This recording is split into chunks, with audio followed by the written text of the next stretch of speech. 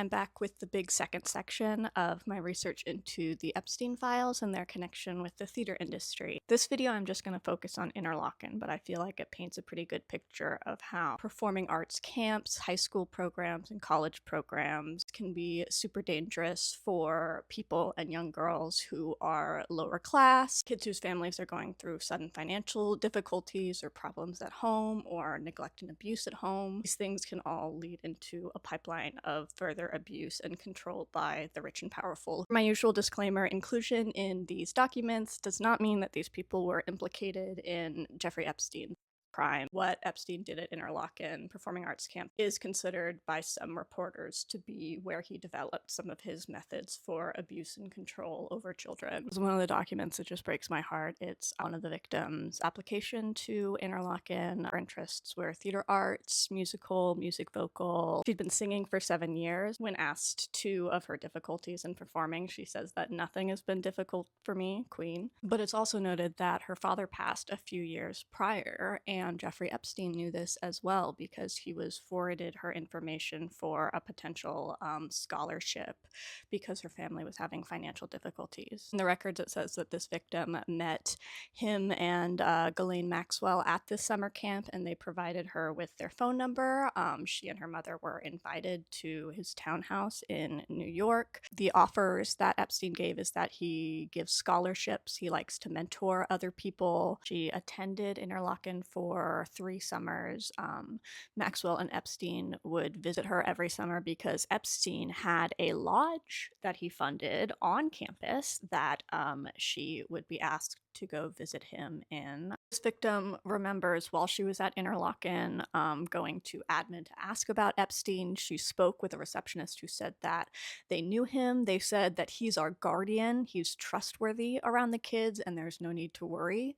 That was the first summer that she was at Interlochen, and Epstein was buying all of the kids ice cream, she said. So she attended Interlochen the summers of 94, 95, and 96.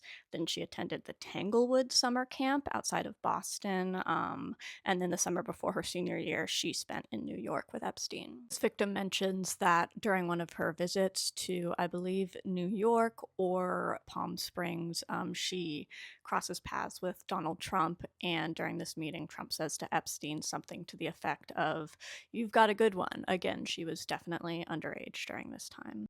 She says that when you get beaten into submission, sometimes you just start to believe that that's how life is. She saw how everyone surrounding Epstein and Maxwell were doing the same thing. She says that she met Harvey Weinstein also at a Golden Globes party while with Epstein. She's introduced to Weinstein, and he says, "Hands off my girl." They laugh about it. She's being abused through all of this time. She also has pregnancy concerns around this time. There was never any kind of protection used. Here's another victim who mentions that Epstein had approached at least 2 other children at Interlochen. And here's a mention of someone met at a party who was the dean of admissions for both Interlochen and Juilliard. I couldn't dig too deep into this, but this was around 96 and 97, if anyone knows. As you can see, there's flight logs going back to 1991 of him flying between New Jersey and TVC right by Interlochen. This August 1994 flight log shows that he went to TVC with passengers that did not depart with him. She is also taken to his townhouse in New York in 1997 and 98. In 98, around age 17, she gets into a school that's been redacted, and Epstein helps pay her rent in school as well while he is still her during this time, so she's still under his financial and physical control. One more account from the victim: when she asked how she felt about the situation in whole, in retrospect, she responded, "It affected her life greatly. She had a false sense of love at the time. She felt like they," referring to Epstein and Maxwell, "seemed to be the only people to care about her during this time. They seemed to be family since she didn't have one." Remember, this is the victim who lost her father 3 years prior to coming to this camp. Then in her early 20s, this victim realized disclosed how the abuse had affected her, personal and professional relationships were affected, and she had anxiety and depression in waves. She says that Epstein and Maxwell feel like they showed her how life works, and Epstein thought that she was grateful for how he helped her in her life. So let's see how Epstein got access. It appears he had been a donor for years and years. He actually attended the camp, I think played bassoon as a child, but then he became a donor to the facility. In 92, there's 10 tickets held for him at the Alice Tully Hall at Lincoln Center for a performance of Interlochen students. In 93, he's thanked for providing private jet transportation for Itzhak Perlman to Interlochen's campus in August, a Israeli violinist, I believe, who also performed at Obama's inauguration. Fun fact. It is noted that in 1994, the Les Wexner Foundation donated $185,000 to found the Jeffrey Epstein Lodge, which is just a couple weeks before him and Ghislaine Maxwell flew to Interlochen to meet with redacted name. I believe they're talking about the victim I've been talking about. A generous scholarship for a whirlpool tub in here so that he can have the kind of baths that he likes. Here's another donor record that says his sum of tax-deductible donations was around $61,000 to this place. This one shows a member of Interlochen admin staff asking Epstein and Maxwell about their visit to Interlochen, and Maxwell telling him that she, Epstein, and their personal masseuse was coming. In 2000, he paid $25,000 for a student senior year from South Africa, who he was flagged to from the development department as well. He donated $17,000 in 2003 for Interlochen to compete in a jazz festival at Lincoln Center. Interlochen released a statement last December saying that they're committed to ensuring a safe, nurturing environment for their students to excel. It says when Interlochen administrators learned of Epstein's conviction in 2008, they conducted an internal review and found no record of complaint or concern about Epstein. In 2021, they also kind of whatevered this victim meeting Epstein, who served ice cream, by saying, "We do so many events. How could we possibly have stopped a notorious sex criminal from building a house on our campus with a whirlpool tub that he would invite his probably underage masseuses to, allegedly?"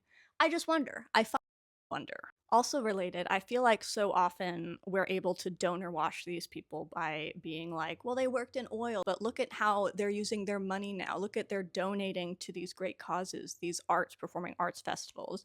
But now we see through this case how one billionaire actually wasn't doing this out of the goodness of his heart, but was able to use these connections with a performing arts camp to prey on young girls who were in precarious situations going to this camp. He'd get tipped off about the precarious situations that they were in sometimes, and then would be able to effectively target these girls, essentially. I just don't understand how this well-known donor, who the secretary called out as like a family member of this organization, was so easily able to literally traffic across state lines to New York, to Palm Beach, without anyone knowing within the organization, with this just being one of the things that we accept as part of the precarious conditions of going into performing arts. Interlochen was the school that I was able to find the most clear donations to connections with young girls, but he trafficked young women from Florida high schools, outside of Juilliard, outside of Steps on Broadway, actually paid tuition at New York Film Academy for a student, has lots of connections with the president at Bard College, who I believe actually appears in his flight logs as well, and frequently invited him to rehearsals at Carnegie Hall. There's donations to the New School in 2011, and then a lot of his other university connections like Columbia, USC, UCLA are all within the health, brain, and then with Columbia, the dental school as well for his girlfriend that he got into the dental school. Whoops. Last up, that I'm also digging into, there's a lot of Harvard connections, donations, and there's this club called the Hasty Pudding. I don't know what the these New Englanders are up to over there, but if you know anything about Hasty Pudding, that's the one that I'm kind of digging into next. I'm also going to dig into some of his dancer connections and ways he tried to I believe, infiltrate Martha Graham and Alvin Ailey dancers to get him private massages and dance lessons. There is a lot, but this first story kind of frames the rest of it in a pretty accurate way of showing how donations and access to high arts and culture were able to get Epstein close enough to these girls, get some information on them, and then bump into them, right? So thank you for tuning in. Take a deep breath, and I'll talk to you later.